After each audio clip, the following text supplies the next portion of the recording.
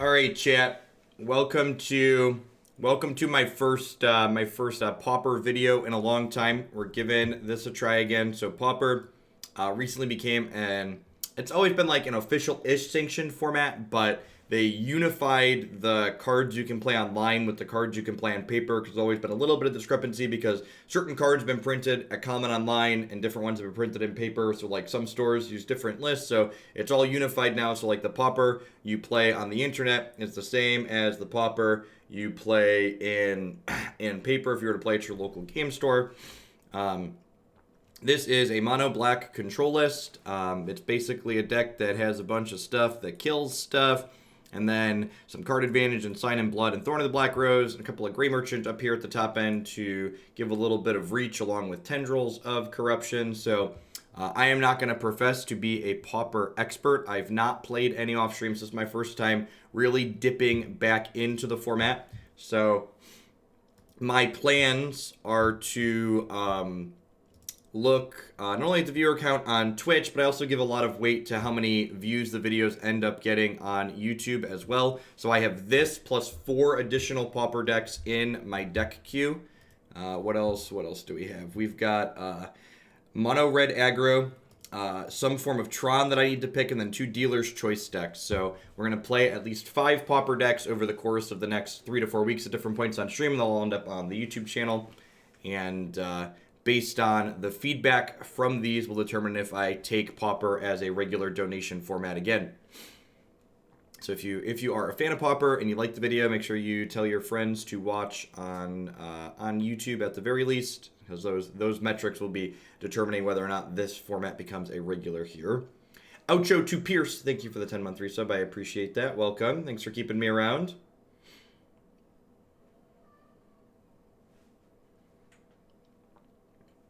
Yeah, I should probably make one of the dealer's choice of one-land spy deck. I haven't really done a lot of research yet. This Pauper deck was bumped up in the queue over some of the others. So, I guess the Tron deck's coming up soon. It's at 44 points. That might actually put it into tomorrow or Thursday. So we'll see. Might get to a couple of them this week. We'll see. This is another question on whether or not we can play Pauper. Like, what do the queue times look like? Like, if we have to wait, I have no idea what Pauper queue times look like on Magic Online. Almost a minute and a half. That's not bad. Anything less than like 2 minutes is fine. Thanks for the biddies, Jensen. Good morning.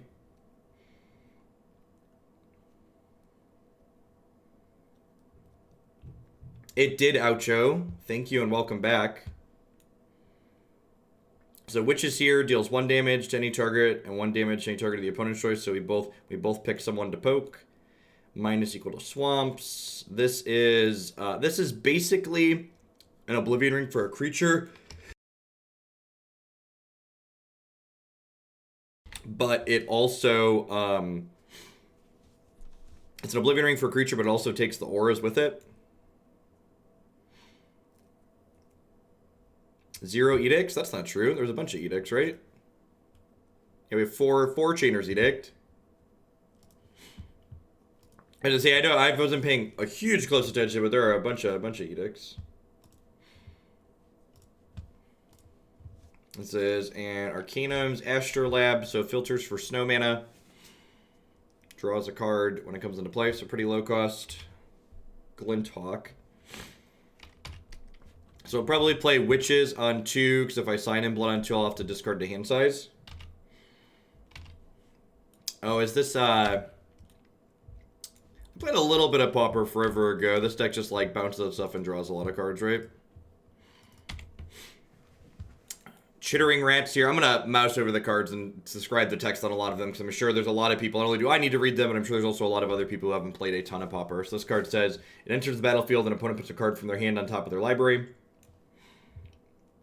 So they've played 2 threats so far, both of which have essentially cantripped. They still have 5 cards in their hand. Chittering Rats is probably going to have text for a little bit here. I think I want to start with Sign in Blood here, and then probably Defile the Glinthawk, just like try and keep my health total high. I'm just going to go ahead and do this now. I'm not super familiar with the format, so I don't want to get blown out by like a pump spell or something like that. I would assume that we are the control in most matchups, and this one's no exception. Ponder, yep. I guess they actually haven't played a white source yet. They've just been filtering off of Astrolab.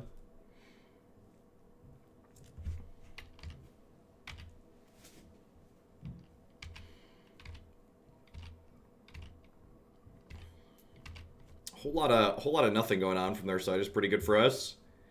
So this actually is going to cost some amount of mana a lot of the time, which is weird. Not used to that working that way. Is it crazy to just Oubliette this? It's probably not a great idea to do this something with an Enter the Battlefield effect, but the opponent's deck probably also has mostly Enter the Battlefield effects, right? Hey, morning, Fam Squid. Yeah, I'm not used to fish costing more than one, right? It's weird.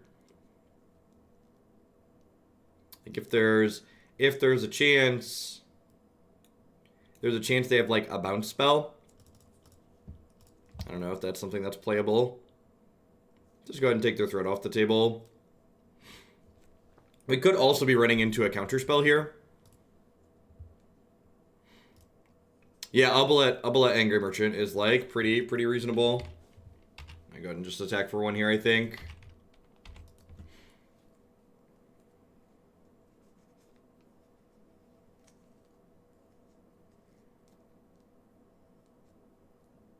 Lightning Bolt, sure. They like 5 color or 4 color. We haven't seen any black spells out of them yet. They evoked a Muldrifter. Yep.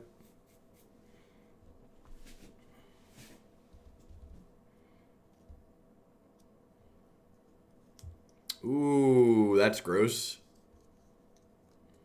That is super good. So they evoked this and then blinked it. So they just drew 4 cards. We're in it for the long haul, chat. We're in it for the long haul. So they got to keep that. It's like Oblivion Ring for creatures, but they keep any auras attached to them, is what it does.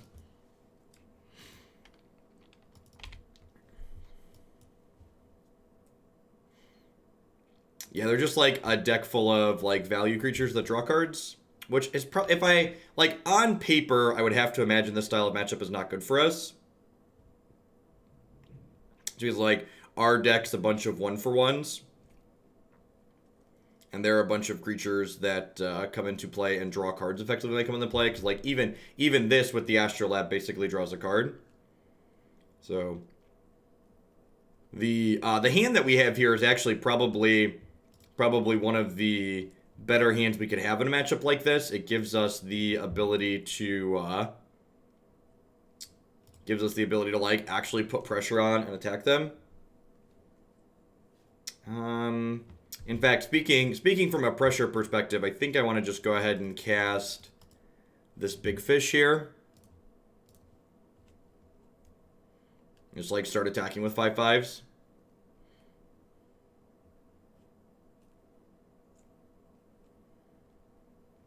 Morning, Green Sky.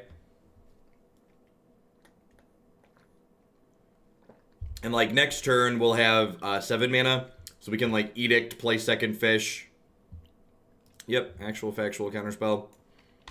I remember the last time I played Pauper, it felt like you're playing with legacy quality spells with things like Ponder and Bolt and Counterspell, but like you have just the worst threats in the world. Like the actual threats you're playing with are pretty bad. Preordained cards that are not legal in Modern.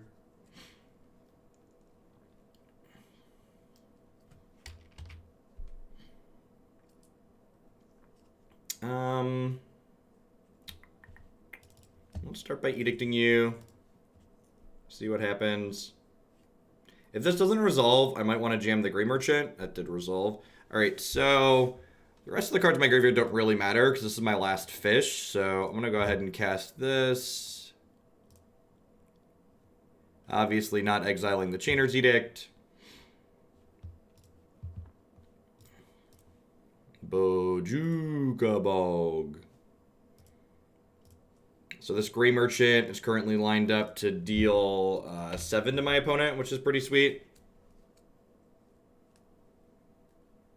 You have the best removal in the history of Magic, but you're spending it on draft level threats. Yeah. Okay, so this was the fear of not playing Grey Merchant this turn, as I died at double Bolt. I guess their deck could realistically have Galvanic Blast in it too, if they have enough artifacts. They're through half their deck, so we could just be getting double bolted here. Yeah. Oh, they have cards that return their bolts from their graveyard. Okay. Yep. Yep. Maybe I'm just supposed to play Grey Merchant to gain 5 there. I kind of wanted to gain 1 more. That's probably unnecessary. Or gain 6.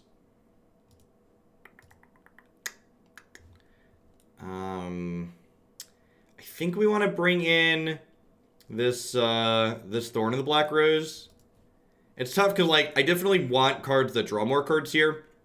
But at the same time, if my opponent has creatures in play, they can take the Monarch from me. Yeah, we basically got Bolt Snap Bolted. Chittering Rats does not seem particularly good here because their deck just draws so many cards. Actually, Witches is maybe the cut. Witches may be the cut. This effect doesn't seem like it's particularly useful. The Monarch effect, that's a good question. So when you become the Monarch, whoever is the Monarch draws an extra card at the end of each of their turns. And then if you take combat damage from a creature, the person whose creature that is steals the Monarch. Crypt Rats seems fine. I don't think I want Duress. My opponent's deck has a lot of creatures in it. And I think the creature access of their deck is the one I ultimately care about. So for this post-board game, things like Defile are going to have a little bit higher priority for me in terms of saving them in terms of value, because they're playing that instant speed blink effect. So if I can, like, Defile one of their creatures in response to them trying to blink it, we get a little bit of value that way.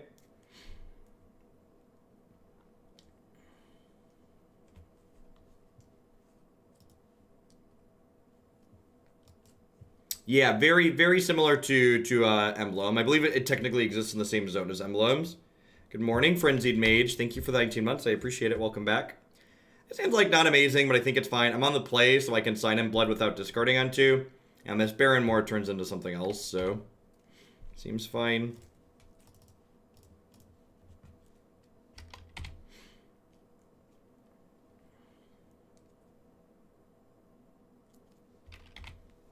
Yep, you got a Squawk.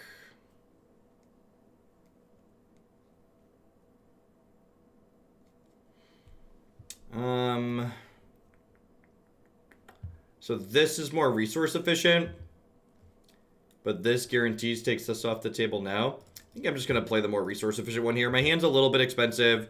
I want to just like wear their board down to nothing before I get the Monarch from the Thorn of the Black Rose.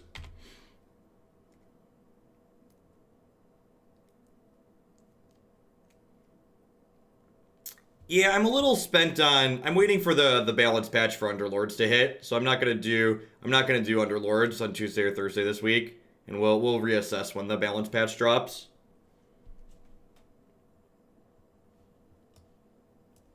So if I play Thorn out here, my opponent's gonna get to draw a card off of it. That's probably fine. I get to draw a card off of it too. Their hand's pretty full anyways. And, like, I should be able to attack them back and get it back again. Where this goes sideways, I guess, is if they take the Monarch and then bolt the Thorn. Things could maybe go bad for me. Is the risk. You gain the Monarch back from whoever's the Monarch when you hit them with a creature that deals damage. Or combat damage. So, like, when this Thorn of the Black Rose hits my opponent, I'll get the Monarch back.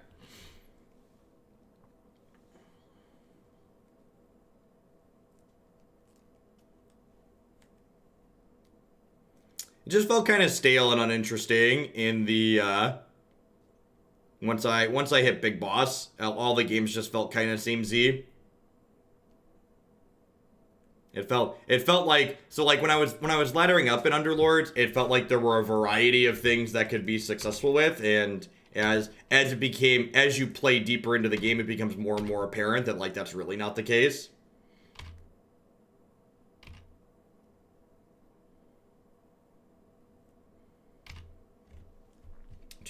Not surprised to see them not block there. I think I'm just going to go ahead and play Crypt Rats here. and probably Edict them. The Crypt Rats, I feel like the threat of the Crypt Rats activation is probably more scary than actually activating itself. So this does X damage to each creature and player. This includes itself and the rest of my board. So this can discourage my opponent from extending more, which is nice.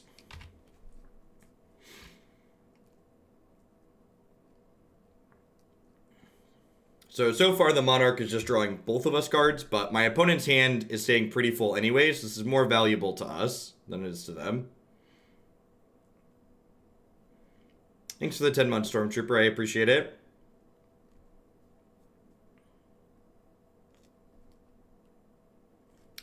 Yeah, I gotta be kind of sparing about the Underlord stuff too, because like streaming non-Magic games costs me followers, so if I'm not like really enjoying it, I'm gonna not do it. So I was kind of burnt on it.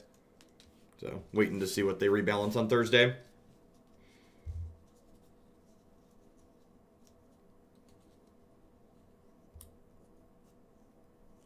Status statue on Mayhem Devil and Judev. That's kind of sweet.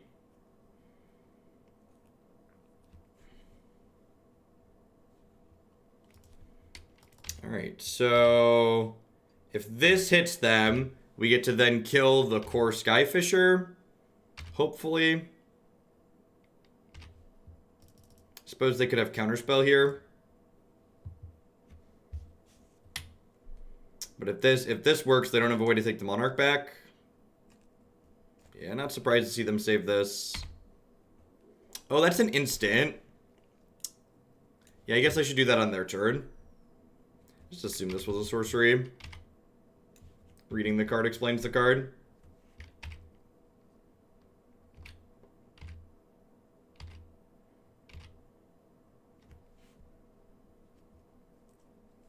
That seems weird. A couple other people said it seemed weird to them too, but that's actually just how this works. Yeah, so like, if I sequence properly and use the Tendrils of Corruption on their turn, I get to, like this wouldn't have been an issue if I'd have Tendrils of Corruption on their turn, because they wouldn't have the 2 mana up for a counterspell this turn now. If that had happened. So I'm gonna Oubliette, get rid of this, hit them, take my Monarch back, and then we'll use this at instant speed this time like I should have last time.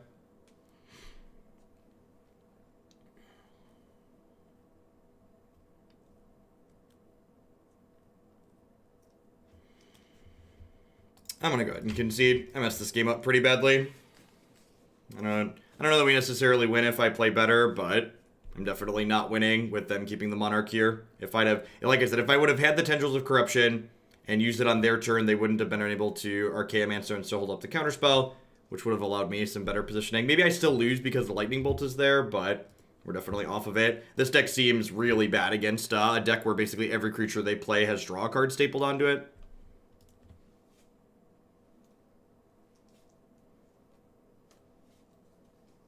I have no idea, Stormtrooper. We've played one match, and it seemed like a really bad matchup for us, so... I also didn't play necessarily perfectly, so... Just like when we give opinions on, you know, standard formats, I'm going to be hesitant to really give a strong opinion on Pauper until we've played at least the 5 leagues that we have rolled up in the queue. You gotta give something a real chance and not just be like, jump off of it as soon as things start to go sideways. Even five leagues, like if we play all the matches in all 5 leagues, it's only 25 matches. That's still like a pretty small sample if the format's actually diverse.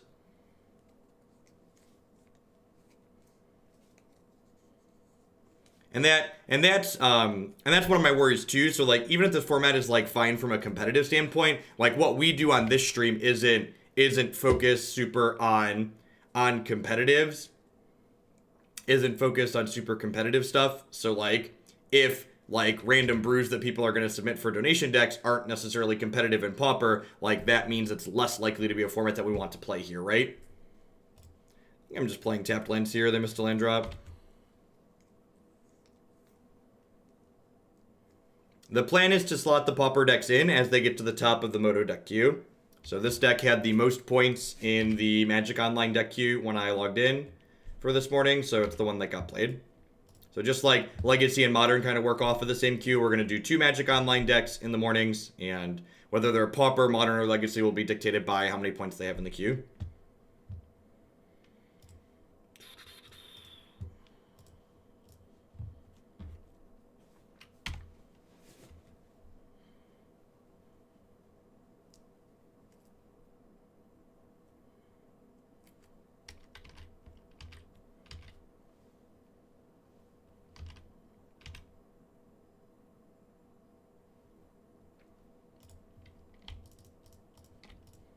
Yeah, if Pauper ends up being a long-term thing, it'll be a $25 submission, just like Modern is. But I've got my Pauper queue filled for now. I've got 2 Dealer's Choice decks that I need to pick out something for at some point when they get to the top, but I have no idea, Conqueror. The goal currently is to just kind of accept all the things, and if the things I accept end up feeling like they generate miserable games, we won't play the format. So submit wisely, because if you submit things that are terrible and aren't going to be fun, that's going to dictate whether or not we continue playing the format. Because I don't have the experience to turn down or say that's not competitive, because I don't know, right? I'm counting on the people submitting things to like say, hey Jeff, these decks are playable in Pauper. Like this deck may be good or bad. It had a 5-0 in a league, but again, like we talk about with Modern all the time, you know, a bad deck's 5-0 the leagues all the time.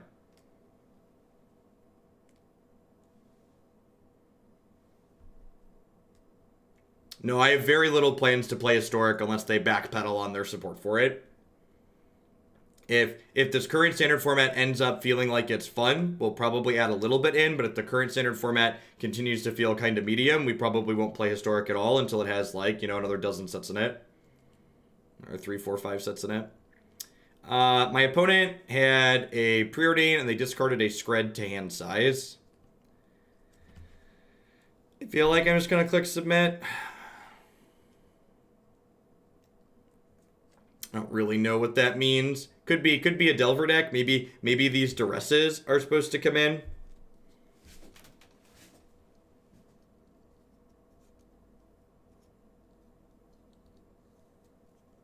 They had Muldrifter too.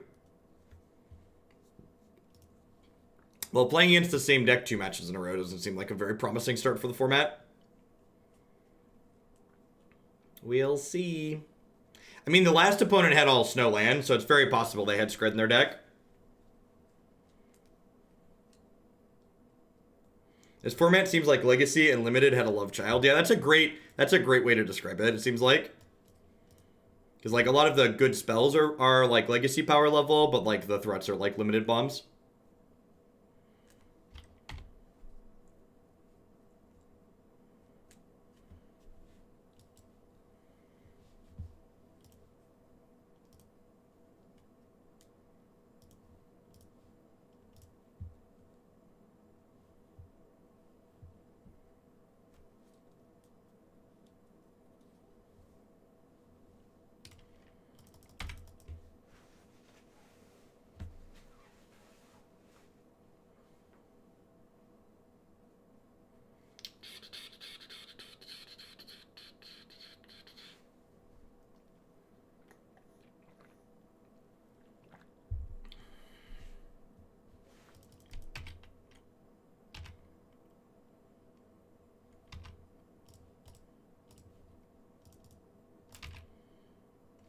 The snow-covered plains.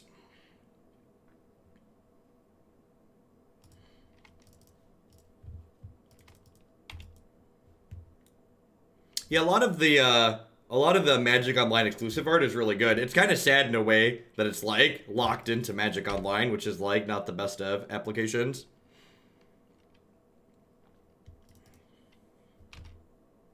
So far 2 games in a row, my opponent's done basically nothing.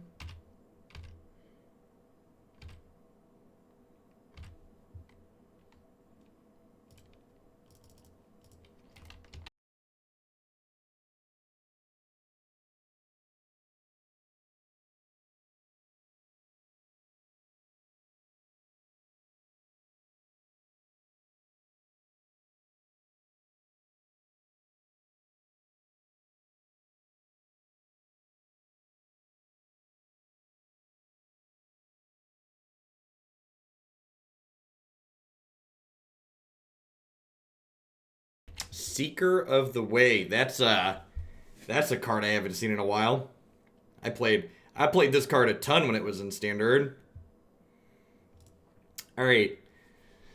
Does it smell like Counterspell to anybody else? I feel like there's a Counterspell in my future. I'm gonna hold up Tendrils of Corruption, I think, since I now know that this card's an instant.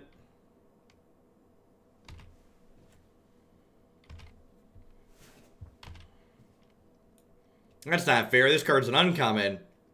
That's busted, chat. My opponent's playing with uncommons. How am I, a lowly pauper, supposed to compete with this Seeker of the Way? Ice, ice, baby. Do do do do do do do. Nice ice, baby. Do do do do do do do. Look at that. We sniffed out the counterspell, chat. We sniffed out the counterspell.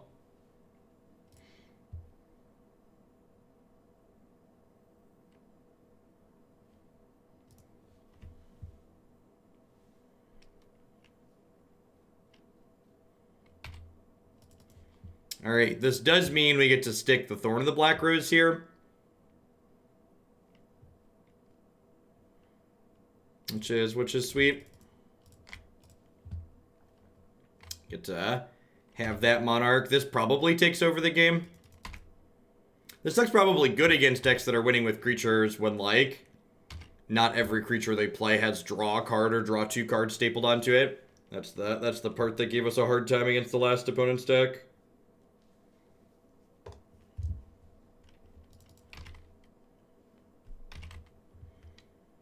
They only gain the Monarch if their creatures deal combat damage to us, so we've got plenty of blockers here, and we can throw this Death Touch creature under the bus on Seeker of the Way if they attack. This Fire and Ice artwork is so great.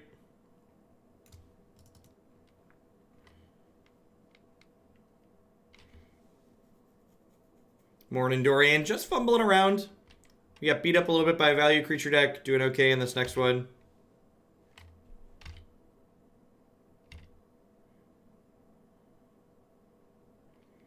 Wow, kind of surprised they didn't attack there. Yeah, if this dies, I keep the Monarch. The Monarch is kind of like a Planeswalker emblem in that it just, like, exists in its own part of the game. Just hanging out. Edict you. Draw some cards. Draw some cards. I like cards, chat. Cards are nice. Noise. Savage Rocker. Should be fun. Shout out to my wife, Beth. We got married on the 29th. Congrats, Savage. Welcome back to Hoaglandia. And thank you for the very generous tier 3 as always. Hope your newly married life is treating you well. Happy Tuesday.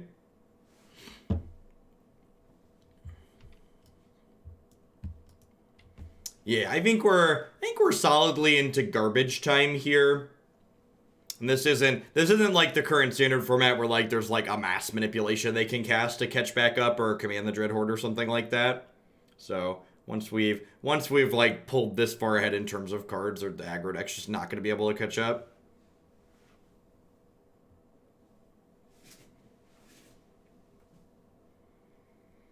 Garbage time. You don't have to go home, but you can't play here. Do do do do do do do do do do do do. All right, more decks with creatures that don't draw cards, please.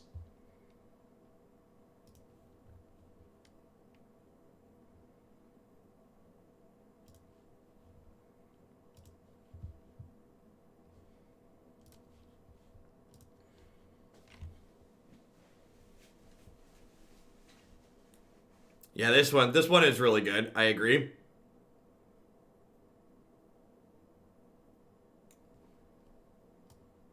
Tron. Yeah, this deck's probably got a Rancid Tron matchup, right?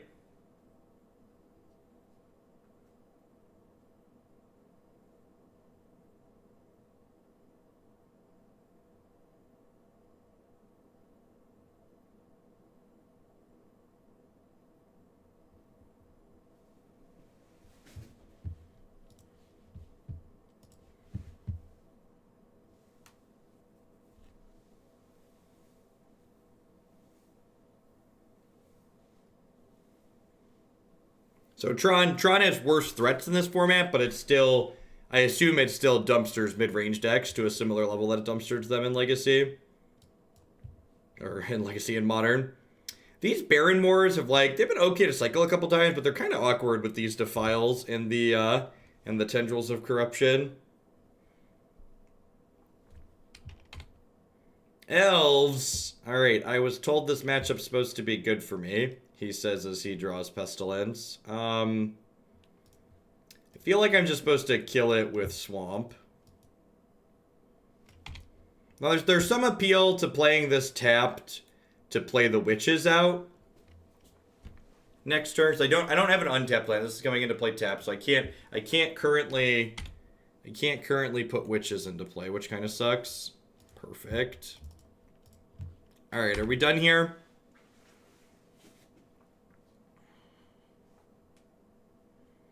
All right, yeah, that is a weird elf. So, like, what are they doing? It's like a stompy deck. That makes sense.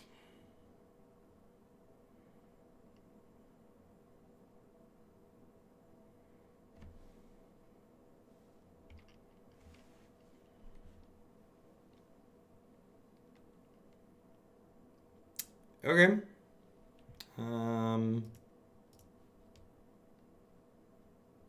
Huh.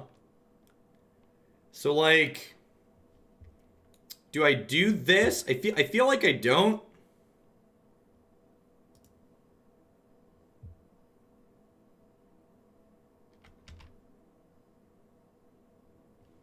I feel like I'm supposed to hang on to this for now. So if I draw an untapped land next turn, I can go Witches, kill Vault Scourge, double Edict you, or like Witches, kill Vault Scourge, play Thorn of the Black Rose. Although Thorn, I probably want to get the board more in check before I play Thorn. Waiting on this to kill something with Rancor. Although I guess if I leave this up, they just Rancor a 2/2, right? It's just like not that big of a difference.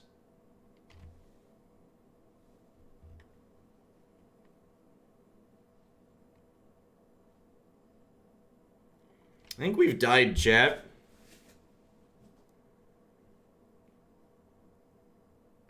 Definitely shock lands. You want your aggressive deck to have your aggressive deck wants its mana coming to play untapped as often as possible. Well, I think the play to win line here is shoot this, Edict them. The problem is I'm going to 10 off of this activation, and then I'm taking 7 next turn inside of combat. So, like, if I would have hit the untapped land here to be able to double Edict them, I might have been okay. But I think we're probably dead here at this point.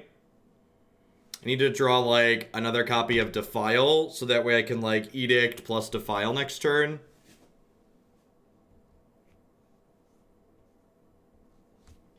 Yeah, that's brutal.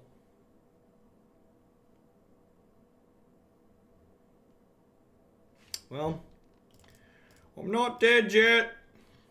I'm not dead yet. This gets rid of Rancor too, so that's nice.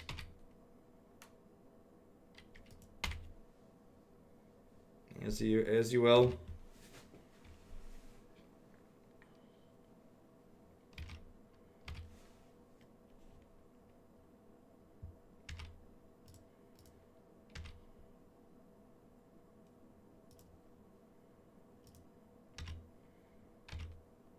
So I think I trade my Witches for the Nest Invader.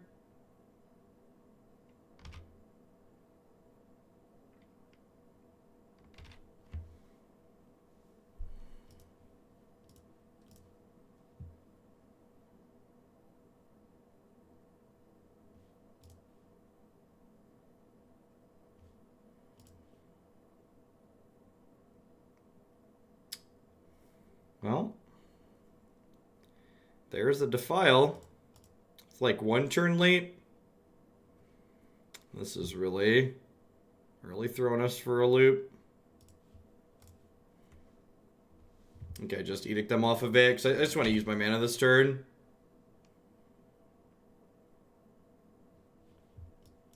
Sign in Blood and Pestilence, not looking particularly stellar at the moment. I know not doing this at instant speed lets them pump spell us, but like pump spell kills us anyways, so I'm not really playing around anything. So if we hit running untapped lands here and they brick this turn, we might be okay. They did not brick this turn. I believe we are dead. I don't think we have any draws in our deck to get us out of this here. Yeah, it's pretty unfortunate. We're like really close and then died. Oh no! We were so close to stabilizing, chat. We were so close to stabilizing. If we'd have like gotten to play this and then had some tendrils, we'd have rolled right into it.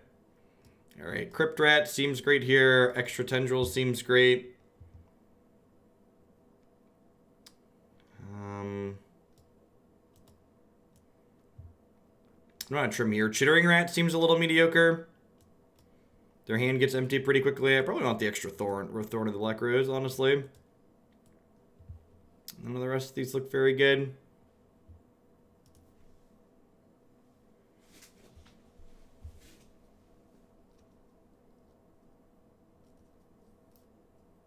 Misplay was, what mistake did I make on turn 2? I played out Witches on turn 2 to start killing their stuff.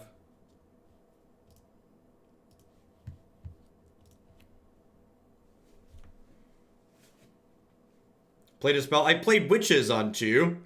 Why? Explain why Witches on 2 when they have a Vault Scourge in play is incorrect. Like, they literally just had Vault Scourge in play. Spending an Edict on a Vault Scourge rather than playing Witches is nonsense. I killed something every turn that game. Every single turn we killed something. I don't think we had any decisions we could really make differently there with not having lands. Take a break.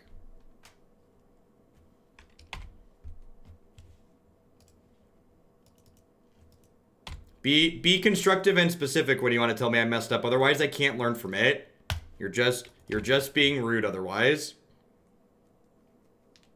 Say, Jeff, this is the line. You could have done this other thing, and this is why this could possibly have a better outcome for you. Oubliette getting to exile Rancor is like A++. God bless.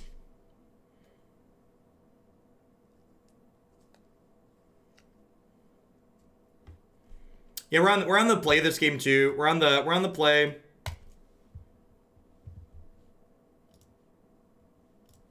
We're on the play and we're gonna hit 4 lands in 4 turns.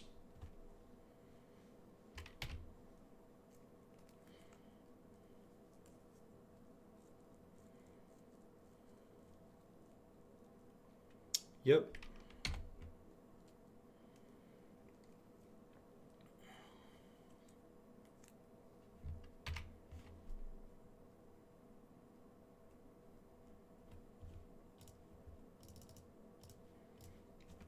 No other plays there is huge for us.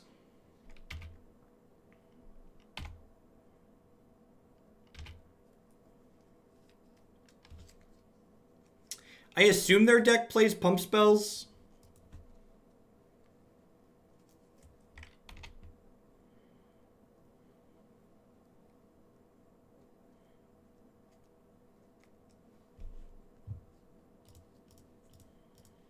Double block here. If they have a pump spell, it's like trading a witch for a pump spell. If they pump over and like take the Monarch, I get to play Thorn of the Black Rose next turn and take the Monarch back immediately while still having Defile up. Yeah, I believe this set is Modern Horizons. Or is that Vintage Masters? One of the two. So they deal 1 to me. They kill both my things. They get their Rancor back. They get the Monarch, so they get to draw a card. Now, the way enchant creatures work, if they target their Nest Invader with Rancor, we get to Defile it in response, and then their Rancor will no longer be a card. Another Defile there is a great draw. Hey, Otros. We are 1-1, although we are currently down a game in this match. This game looks to be going okay-ish. I lied. Everything has gone horribly wrong. Everything has gone horribly wrong. Yikes. I think I have to just take this hit. Because I need to be able to attack them and get the Monarch back next turn.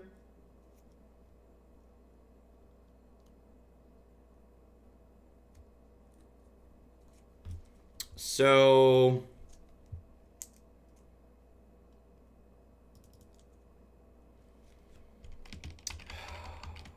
how do we feel about Defile this, play Big Fish, attack for 1, get my Monarch back? I think that's the plan. I think the plan is just like hope they're out of. I think the plan here is hope they're out of. Hope they're out of pump spells.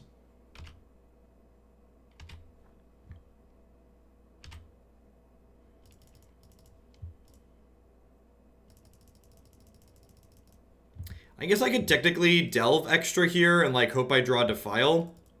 I think I'm supposed to leave 1 up to represent Defile if I draw it. Chinger's Edict. All right, if we get out of this turn, alive, I feel like we're in a pretty okay spot. It's just like last game, it feels like we're like 1 turn away from stabilizing.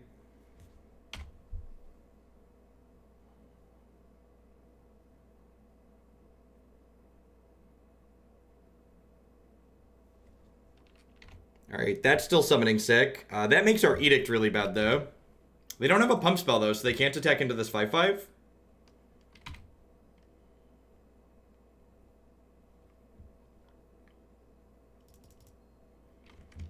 Well, I mean,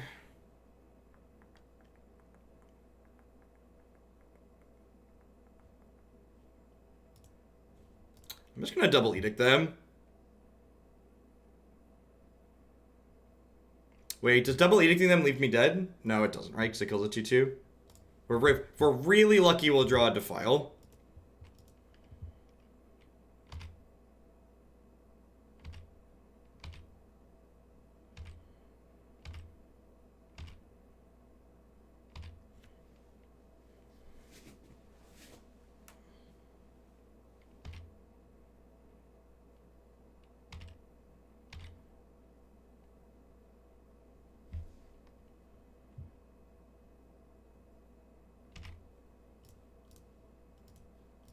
If I block like this, we trade the board off. Oh no, I keep my 1/3, right? Yeah, this is fine. They become the Monarch, but I keep my 1/3. If they put 2 creatures down here, we're probably dead. If they only deploy 1 creature, we get to flashback Edict next turn. So if they only deploy 1 thing to the board here, we're in a very good spot. If they deploy 2 things, we're probably up a hill without up a creek without a pedal. Sweet.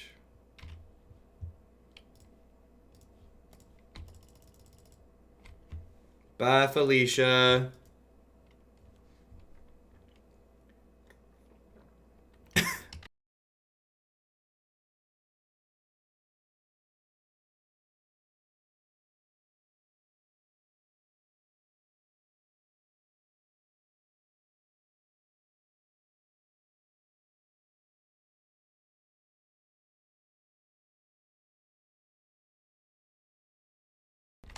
Are there any haste creature in this format I need to worry about? Ooh.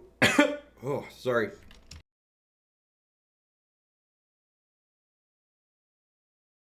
That's a good one.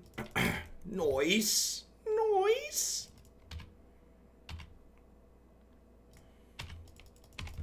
Gary's like, I'm gonna take this door that was like kind of hanging open a little bit and just like slam it shut. Go, gadget merchant. Do do do do do beep beep beep beep beep.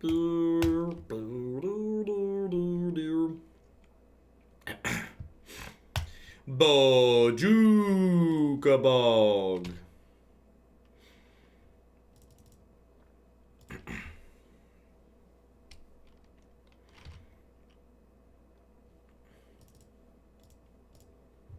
Your health total's a resource, chat. Greatness at any cost. At any cost.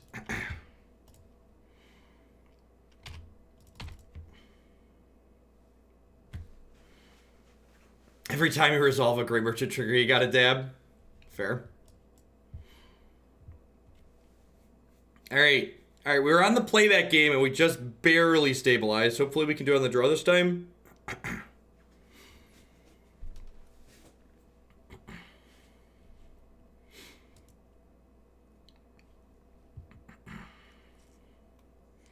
think I'm happy with how we boarded. Pestilence might be a little bit too slow by the time this comes out. Is it crazy to bring some Duresses in?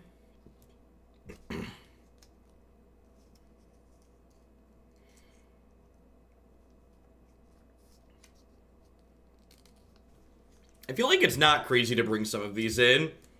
They have a lot of different protection spells. It can tag a Rancor after...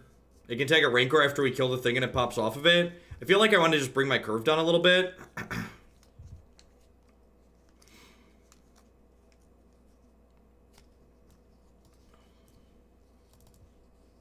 Let's do that. Helps get Gurmag Angler in faster. Rager's a little bit of a tough sell in the draw. We still have Thorn and Sign in Blood to generate card advantage with.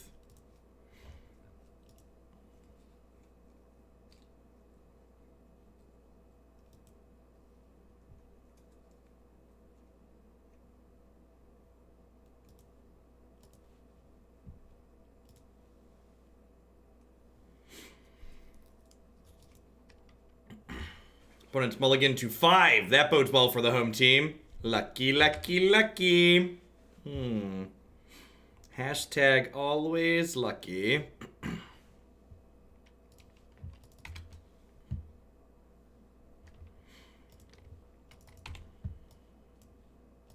No 1-drop. That seems fortunate for us.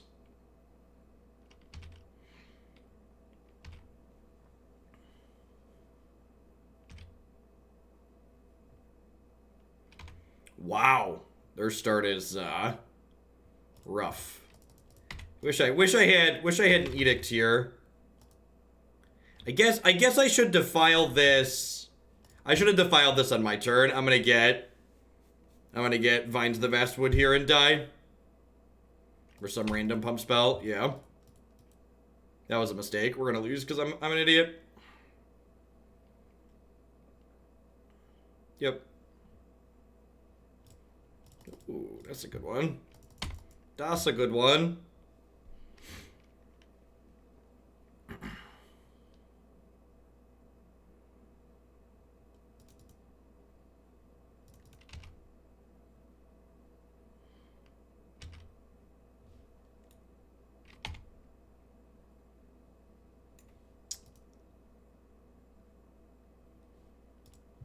Well.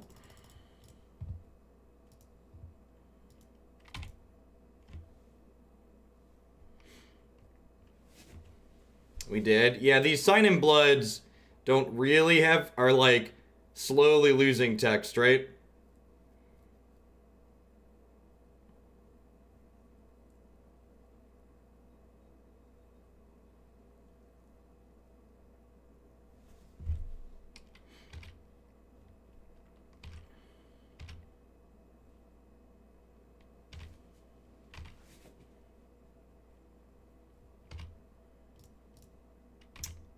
So the problem here is they're taking the Monarch from us.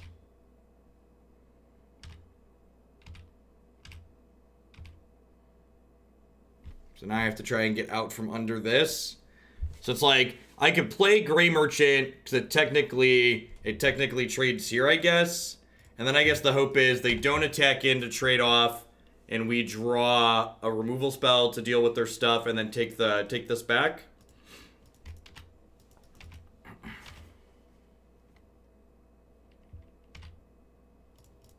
Pretty obligated to just block here.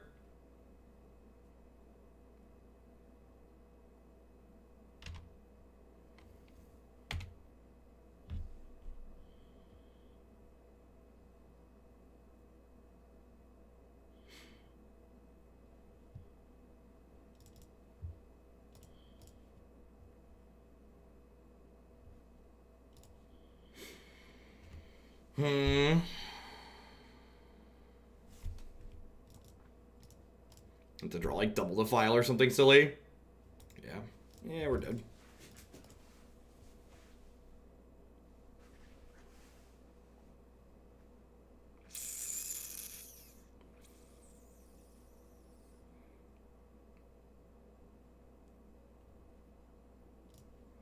If I like Defile on turn 2 or turn 3 or turn 2 before I let them untap, we take a little bit less damage and maybe we can stabilize that game.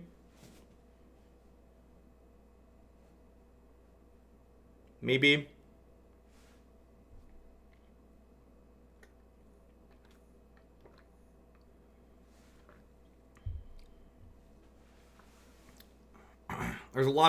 There aren't really more anti-creature cards in this sideboard, and it feels like the main deck, the card advantage is just so painful in this deck. And you can't really afford to play it against an aggressive deck like that. We're learning, I mean, I don't know that we're really learning much. I knew what happened as soon as I did it. I just pressed the Moto hotkey and then it had already gone.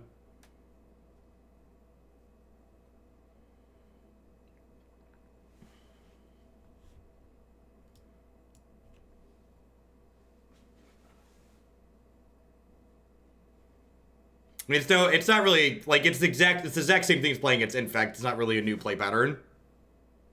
Cards like Pestilence and Crypt Rats just don't seem like very good cards. Like, these are cards that are, like, effects that you want against aggressive creature decks that then aren't very good against the aggressive creature decks because your health total is so low that you can't afford to activate them. So I'm struggling to, like, think about, like, what does a game look like where, like, I want those style of effects, and I'm, like, struggling. Like, I feel like if, like, Crypt Rats had just, like, been a piece of, like, actual spot removal,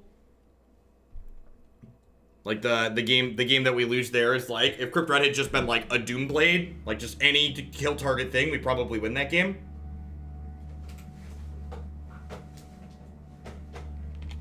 Maybe there's other decks that are creature-based in the format where you want that style of card, but they're not pressuring your life total. But I'm, like, struggling to imagine a matchup where, like, they have sweepers and, like, aren't pressuring my life total, right? It's Lethal. Thank you for the 1.5 years. I appreciate that. And Rob, thank you for the 14 months. How are we doing, folks? Good morning.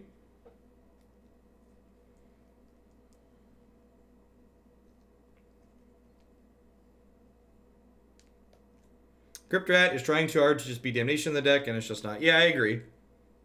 You're running against decks like Boros. Like, what does the Boros deck look like that it's like a deck that you want to sweeper against, but isn't actually pressuring my health total?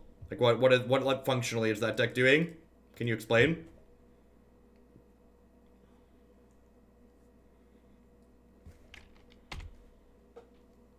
Sure, but that sounds like it's pressuring my life total, right?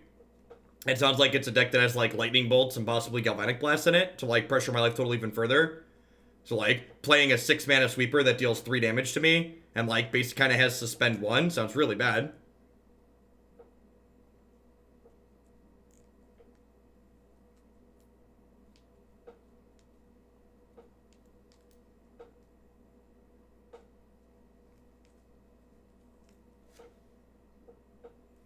Opponent has cards that are banned in Modern. They do have cards that are banned in Modern.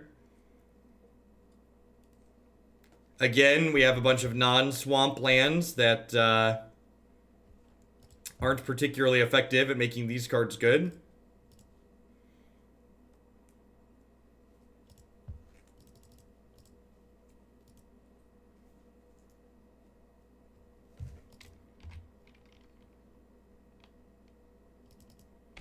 Hopefully we can find a 4th swamp next turn for this Tendrils and Defile to start being able to kill Mirror Enforcer.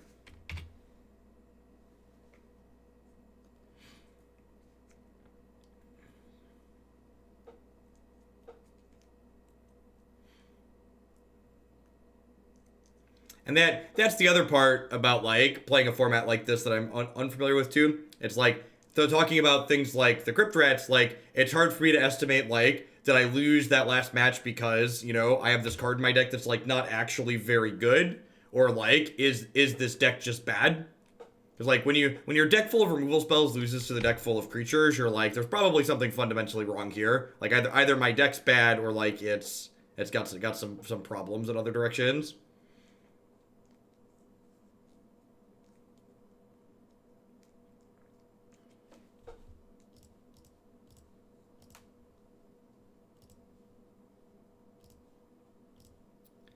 If I double block here, they could Galvanic Blast one of my things. It's just a 4/4. It's a 2-mana 4/4 when you have Metalcraft. Yeah, I'm just going to trade for the 2-2 here, I think, and then hope to draw a swamp and start killing these with Tendrils and Defile.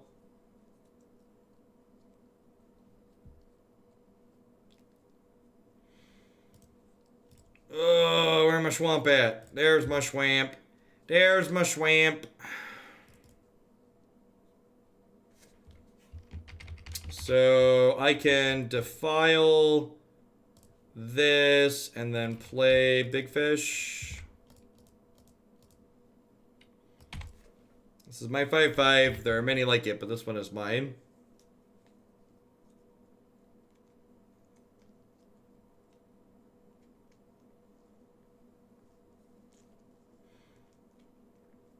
We'd have been up 4 points of life, Greystar.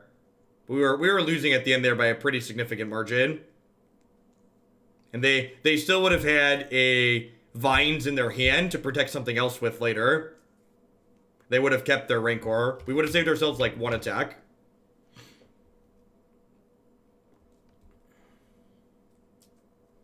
When I pick decks, they'll get filled into the deck queue, Crockett. So if there isn't something listed there, I haven't picked something yet.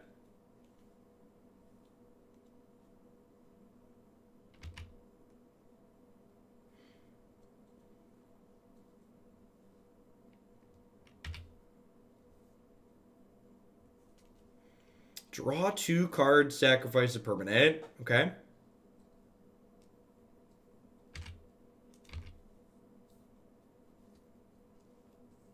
Well, my Chittering Rats have something to put back on top of their deck, so that's nice. Put 1 sadness on the stack. Hold on to that for now. Probably will cycle it. Start attacking for 2 here. All my 5/5 holds down the fort.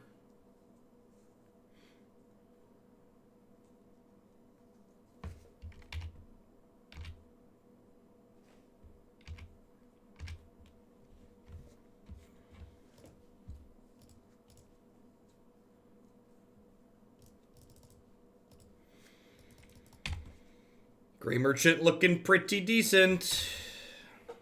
Just hang out for now. It's garbage time. You don't have to go home, but you can't play here. Gonna play this out now, just so we don't get burned out by mistake. Just get my gain 10 in. I could be more aggressive with removal spells here, but I think just being conservative so I don't get burned out is probably ideal. I could technically won both of us here. Doesn't really matter.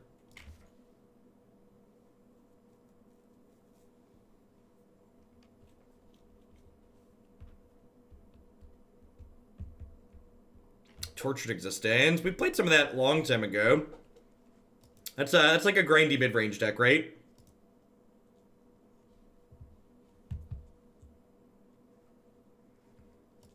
And again, like I look at this board. And like this Crypt Rats, I feel this Crypt Rats feels like this is a slot for the creature matchups, but this card just does not seem good. Both of these effects, like I don't feel like I have enough health total to like leverage these effects properly against these decks that are more aggressive.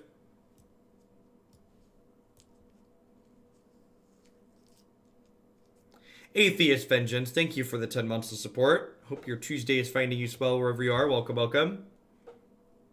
We're gonna bring them in, because like if they're not, you resolve it against control and they are usually doomed. Why is Crypt Rats good against control? Can you explain? It's like a fireball that eventually dies to removal. Like why is that good against control?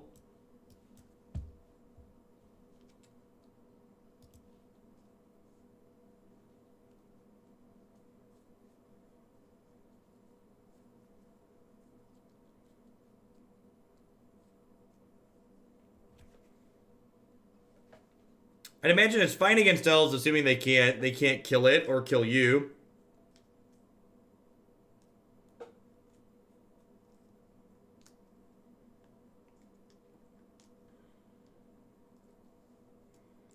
Like, does the Delver deck not actually apply pressure? I just feel like people are listing aggro decks and like, do these aggro decks just like not actually kill you?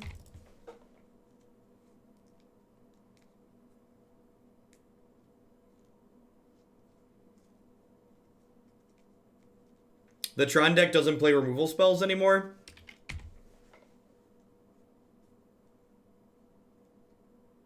I don't know. The Stompy deck we played against killed us real fast. Like, very, very comparable to like what happens in other formats.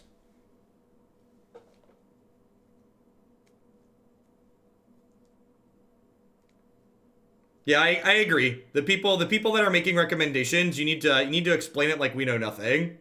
Otherwise your recommendations just like lead to more questions.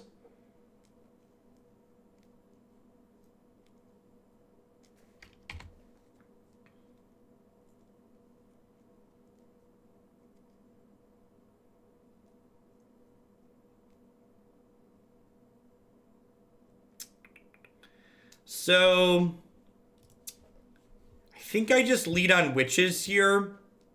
So that way my edict is better next turn.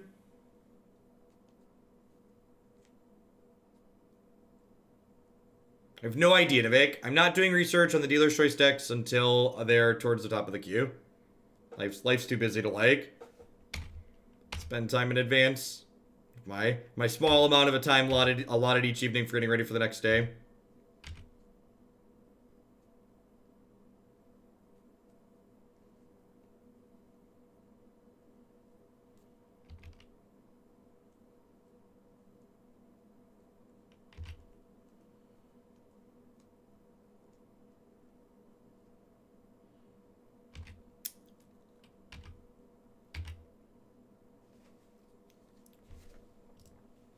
See, people were talking about slower than other aggro decks a second ago. Like, they have 9 power out here on their 4th turn. It's like pretty decent.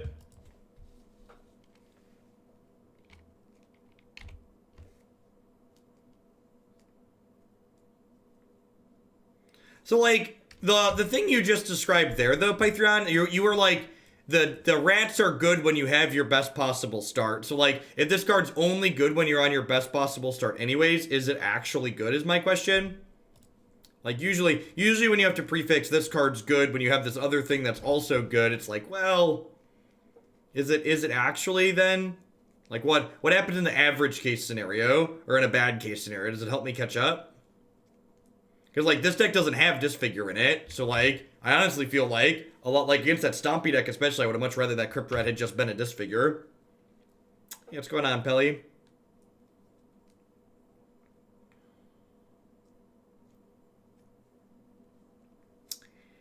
Well then, all right. So I get to jam another Gray Merchant, go up to 14. I get to double block a 4/4, take 8 down to 6, and then I get to Edict them the next 2 turns.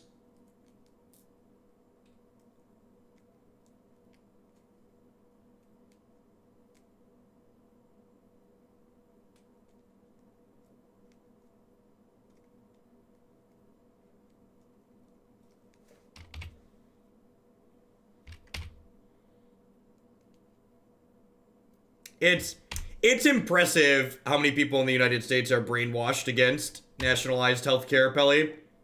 Like, my father complains about how much his private insurance costs and how bad it is every time we talk, but he's also like, you know, the Democrats are terrible and these plans don't work. It's just like, well, you're currently upset with your current situation, and like, you don't want anybody that can change it, so you just want to complain, I guess.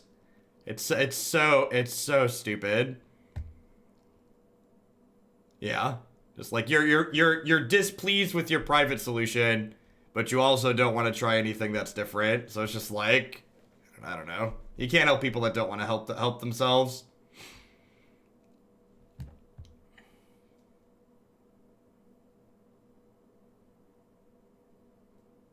Like, I couldn't figure out how to put this into the size of a tweet that made sense, but like, you know, I consider myself one of the luckier people in the world, right? Like, I literally get to wake up and do what is effectively my dream job every day, but like, I wouldn't be able to be here if I didn't have the safety net that, like, Christie provides for my family by working for a large private company to provide good healthcare, right? Like, I wouldn't be able to be here. I wouldn't have been able to pursue this as a job if I didn't have that privilege afforded to me. And, like, it just really makes me wonder, like, you know, how many people out there could be doing awesome things that they would love if they had that safety and security behind them, right?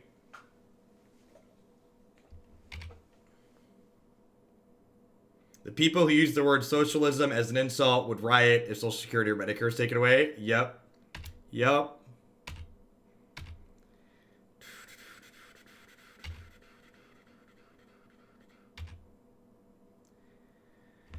All right, so what are we sequencing? A little bit of socialism helps the capitalism go down smooth.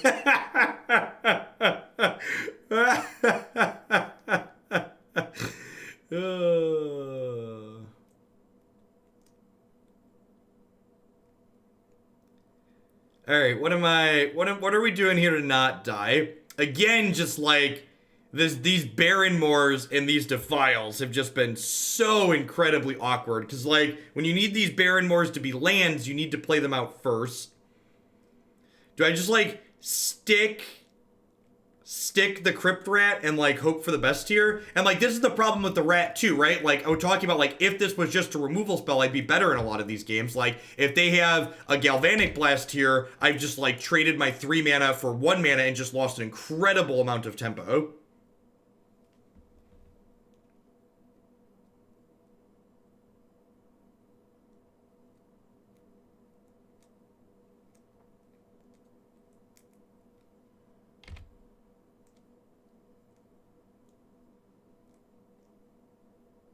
Well, the problem with Witches try and blow Frogmite is, like, the Frogmite just doesn't attack, right? And then it just sits on the table, insulating them from any edicts that I draw.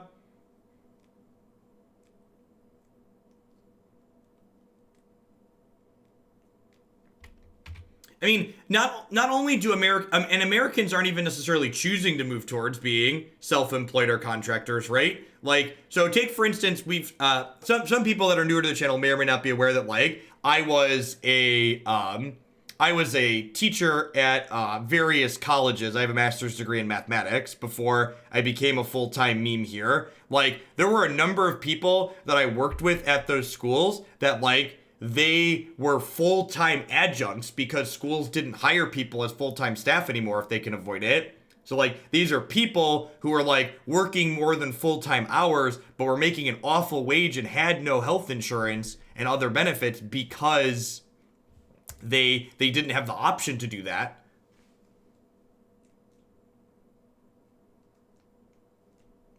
What am I supposed to do here now? So I'm at 12. They have 4 cards in their hand. I feel like if they have any amount of reach, we're just dead here. So I could drop don't be sorry, Pelly, you're fine. So I could, like, drop Rager plus a Swamp and, like, try and Rager block the Forager plus Defile it. That goes sideways if they have any removal spell, though. I can't play the Thorn and the Black Rose because they're just going to take the Monarch from me and beat me over the head with the card advantage.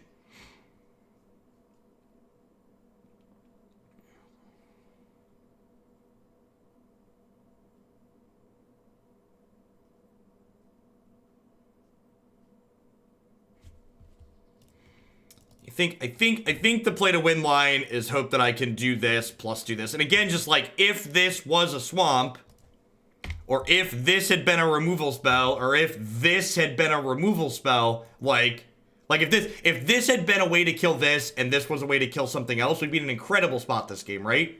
And instead, I have these really clunky, awkward sweepers that, like, hammer my health total and just doesn't feel like it does anything.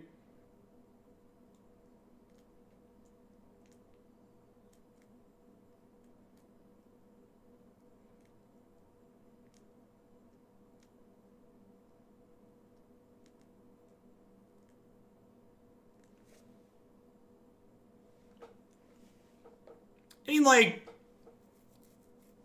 feel like with a couple of small changes, and like maybe once you play more matches, you do really want these cards. But I'm just like, again, I'm just like, from a Magic Theory perspective, I'm having trouble envisioning like what these like matches where these effects are things I'm really looking to do.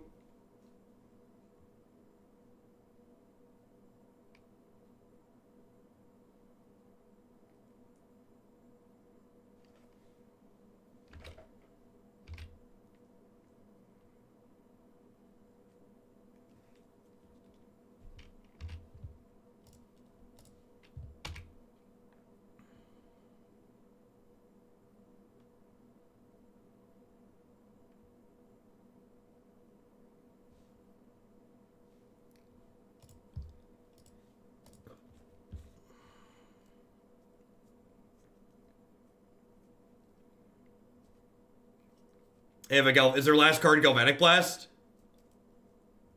Is their last card Galvanic Blast? Don't be a counterspell. Dispel. Oh,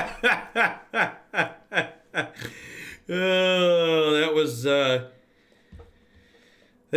was rough. Yeah, I guess we can. We're learning the format. We're 1-3. Let's play one more match and see if we can experience more of what's going on here. If we manage to scrape out a win in the last one, we get $5 worth of play points back. Yeah, yikes. Just these Crypt Rats and Pestilence have just been absolutely rancid every time we've drawn them, though.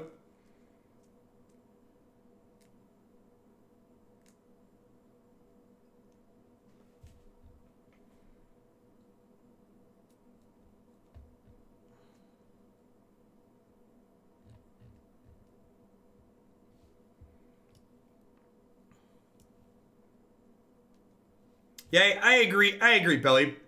That's actually one of the reasons why Buttigieg is one of my favorite candidates for in the 2020 primary currently. Is his nationalized healthcare idea is Medicare for all who want it, which you like leave people in the private exchange who want to stay on the private exchange, but you give people who want it a government run option.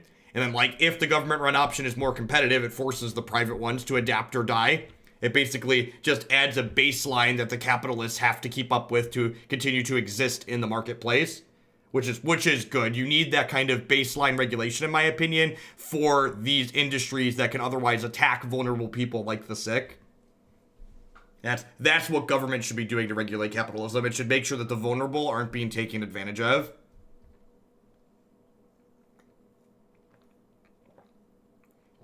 Pete is he's such an amazing public speaker. Just like his interviews are so very, very good.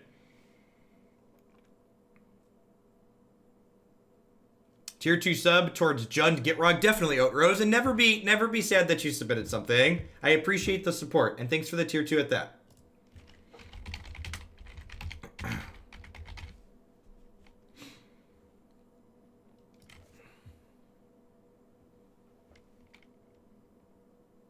Pete Buttigieg. He's one of the people polling in the top 5.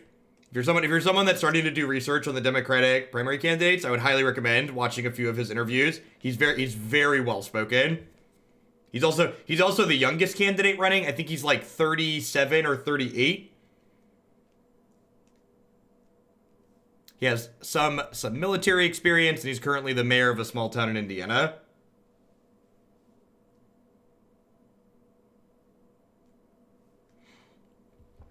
There's just so many people in the race right now, Beaks, that I feel like it's hard to get a good line on like where people are actually trending. I feel like the field needs to thin a little bit before we get realistic expectations. Like, I'm not putting a whole lot of weight into who's polling where until like after we get to the third debate.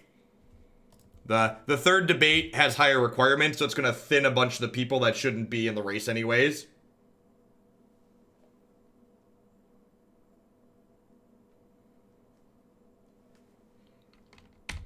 Alright, look at that. It's another creature deck where Pestilence and Crypt Rats are bad.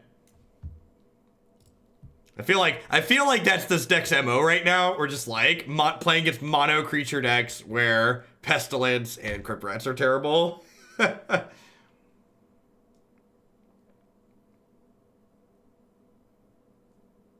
Yeah, I've got similar priorities, Appletoons, as you. I don't know where I put Warren and Pete against each other. They're both pretty close to me. I made campaign contributions to both of them.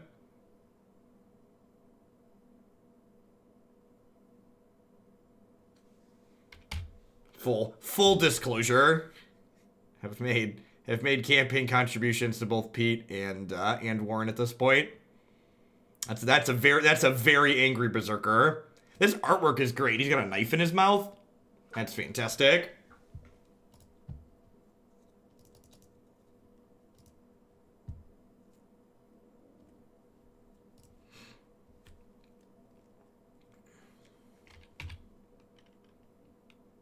If we hit a swamp next turn, this Tendrils of Corruption might be able to drag us kicking and screaming into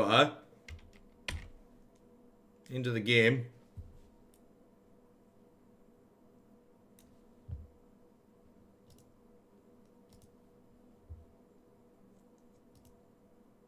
Yeah, climate and healthcare are my two biggest voting issues. Anybody who has children should have climate as one of their top voting issues.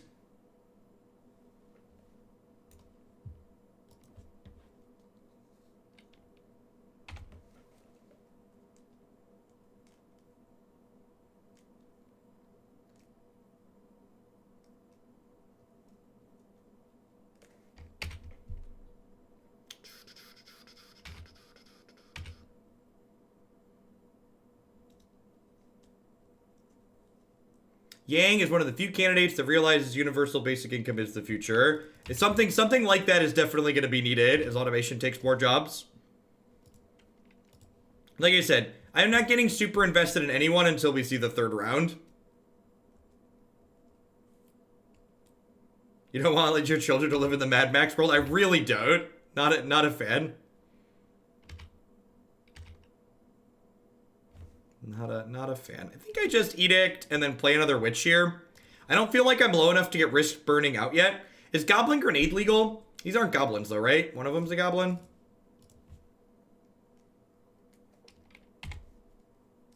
Grenade is legal. That's that grenade is a lot of reach, so I need to worry about that one.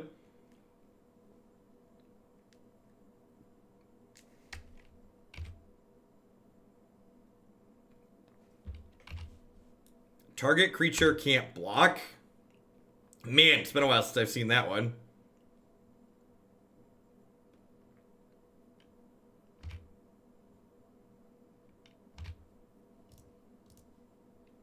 What about Waterworld instead? Alright, so we're going to 8 here, which could mean we get realistically burned out next turn.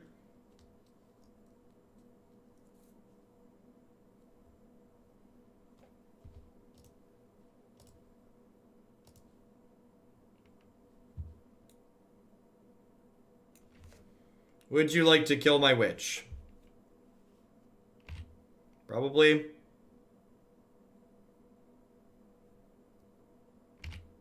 Yeah, the second debate, Man, is just the same as the first.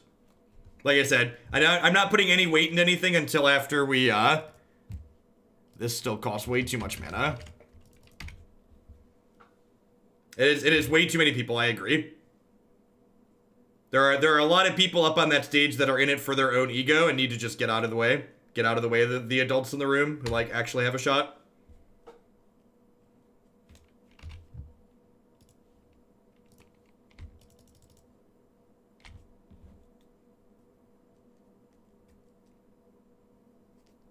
Yeah. Yep. Things like common sense background checks on gun reform. Those common sense background checks for like owning firearms. Like that's something that like a majority of Americans support, but just like doesn't happen because like a lot of politicians are bought and paid for. The NRA has way too much money, and way too much money that largely comes from Russia.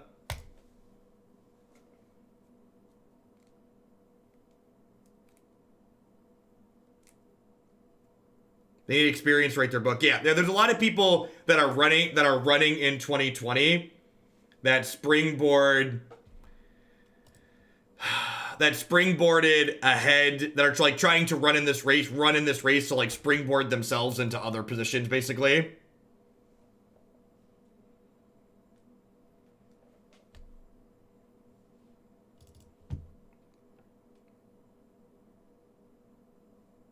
You'd be surprised how little money it costs to buy a Tish. It's probably one of the best investments you can make.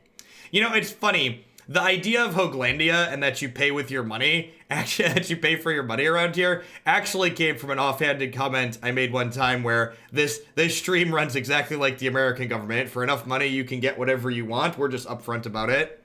Which, you know, is sad, but it is true.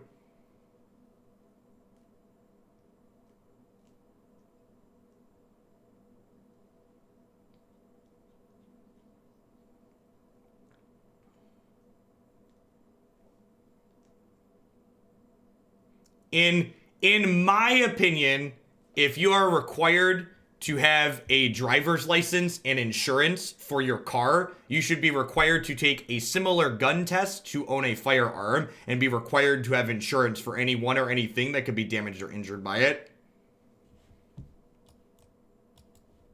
But that's just my opinion. You can have your weapon, but you better be able to take the test to prove that you're proficient with it, and you better have insurance to cover anything that could happen with it. Defile's probably one of our better cards here. I think I keep this.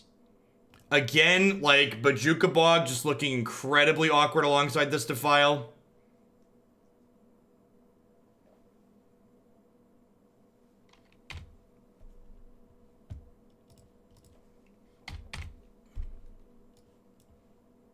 Morning, Crochet.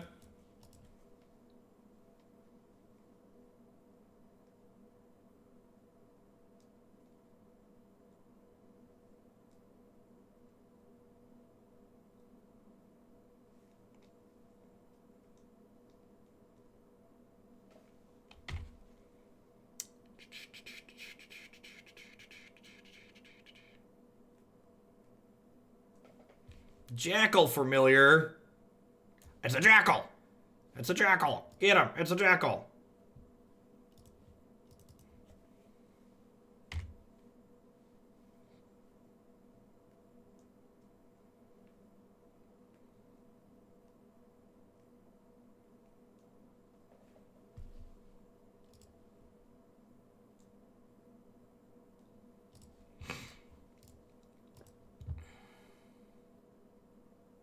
On its world, people are people. The leader are lizards. The people hate the lizards, and the lizards rule the people. Odd, said Arthur. I thought you said it was a democracy. I did, said Ford. So hoping it wasn't completely obtuse. Why don't people get rid of the lizards? It honestly doesn't occur to them. They all got to vote, and they all pretty much assumed the government they voted for is more or less approximately what they wanted it to be. When did we start playing Pauper? This is our first time trying a Pauper League. We've got 4 more in the queue that'll get played over the course of the next couple of weeks. And where exactly we end up at will be determined by how we feel at the end of that.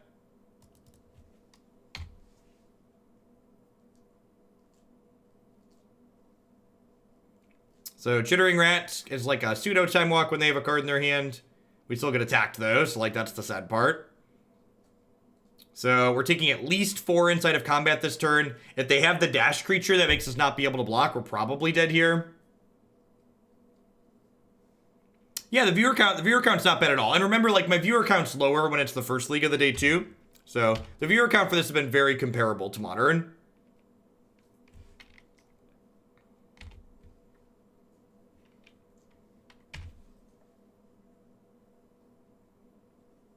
Yeah, I mean, like, again, I always encourage people to, like, take grains of salt with things. Like, it's hard to say, like, this format's all aggro when, like, on our very small sample size that we've had here. This is a little bit risky because, like, they're gonna get the Monarch, but, like, I think I need to, like, draw an extra card here, and, like, this gets to eat one of their things inside of combat, which is nice. What's our record? We are 1-3.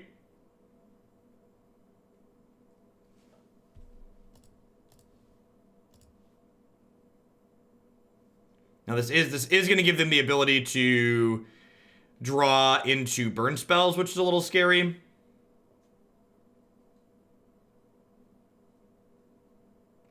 And just grenade, didn't matter.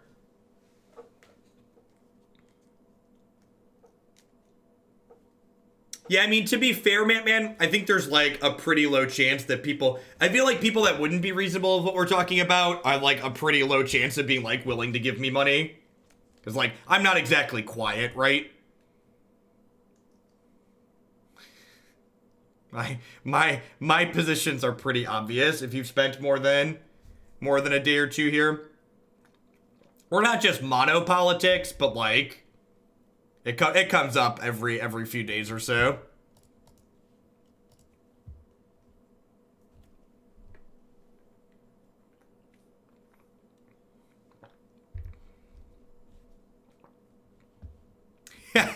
I will say, all right, this is gonna be. I'm gonna focus back on the magic for a little bit, but the posts like this make me appreciate Warren. Peter Thiel is the tech industry's most prominent Trump supporter and says Elizabeth Warren is the most dangerous Democratic presidential candidate. Good.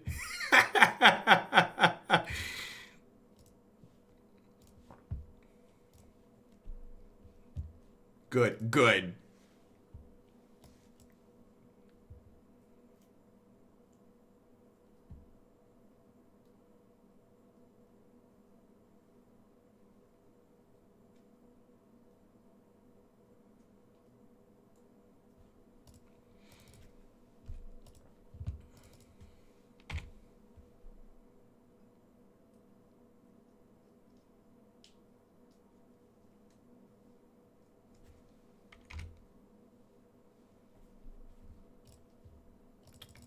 I think we're just on the kill all the things plan.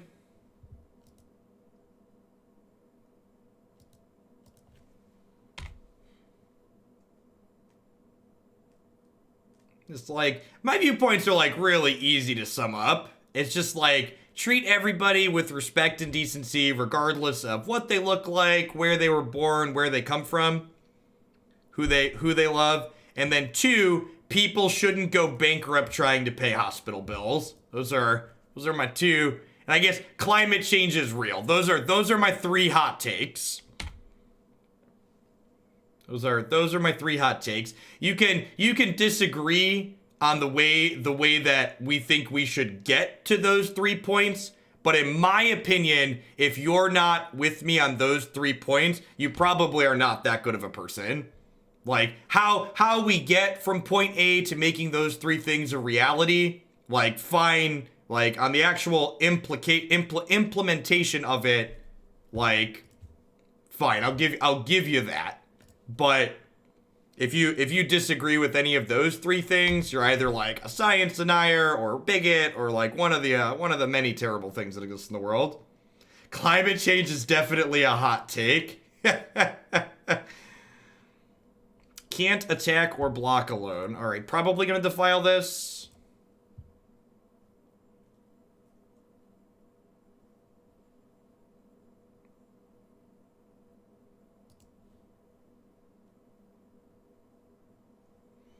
So I think I just defile this one. So these, all of their creatures are like crippled in some way. So like this can't attack or block alone. This gets smaller when they lose other red stuff. So I think we just Oubliette this one, and then this can't attack. Do I just play a big fish out? I might just play a big fish out. Nah, I'm just gonna exile this. Am I? What if I play Thorn of the Black Rose?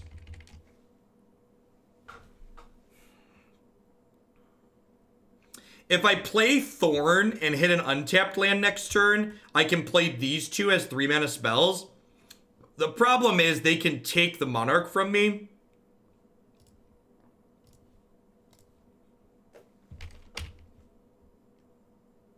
Yeah, I wanna stabilize the board a little bit more, I think, before I stick this. I think I'm gonna go ahead and just play the Gurmag Angler here. Leave my Chainer's Edict in the bin.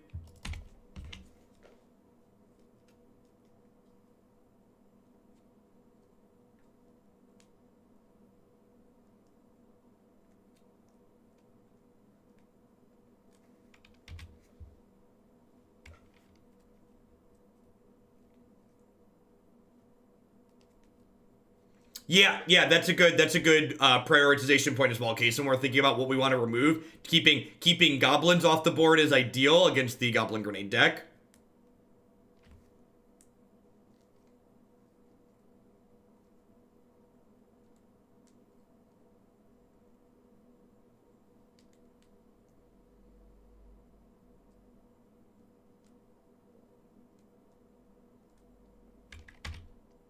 Okay, that was their last card.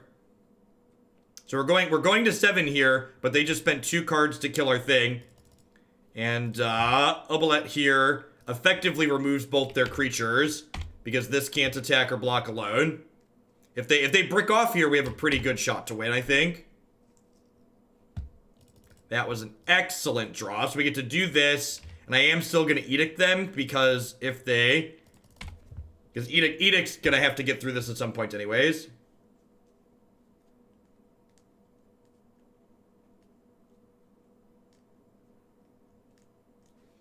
Honest question, do you think anyone who thinks it's good for people... Do you know anyone who thinks it's good for people to go bankrupt over medical expenses, and they have explicitly said that? Yeah, I've spent enough time on the internet that I've interfaced with people who think that is fine.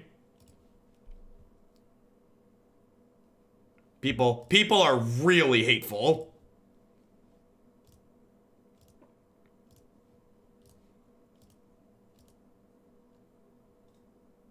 That's true. That is, we've been complaining about the Barren Moor versus a swamp, but like also at this point, like if this had just been a swamp, it's not that different.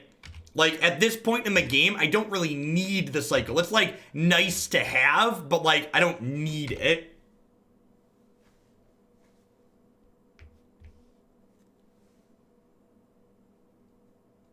Yeah, Gary puts the game out of reach. Yay, we got our play points back. That's exciting. All right, so I messed up. I potentially could have won the match against Stompy in game 3 with better problem. Or with better play. And you obviously need to play a lot of games with decks to like form super meaningful opinions. But my takeaway from playing those matches was that Pestilence and Crypt Rats really did not feel like what I wanted to be doing in this deck against the creature decks. Like, I felt like I would much rather just like against the Affinity deck, for example, I think against the Stompy deck too, if these had just been more ways to kill creatures, just like cheap point removal, it would have been better off. And like I could see it being really good against things like elves, but I don't know that like is it better in the average matchup, or is it like, because like all the aggressive decks I played against, these cards did not feel like they were cards that I really wanted to draw, and I drew them. They were just worse than having more things that killed creatures. All right, so again, if you are someone who likes Pauper, if you liked this video, tell your friends. If you didn't like this video, tell your enemies. Not just, we had decent numbers on Twitch here, so this video and the next 4 Pauper videos that we're going to be doing over the course of the next month, based on the metrics and feedback that I get from those, will be determining whether or not we do more of these and it becomes a regular format here. Those games were pretty reasonable overall. As for today, we're going to go ahead and dive on into some Modern now. We're going to play some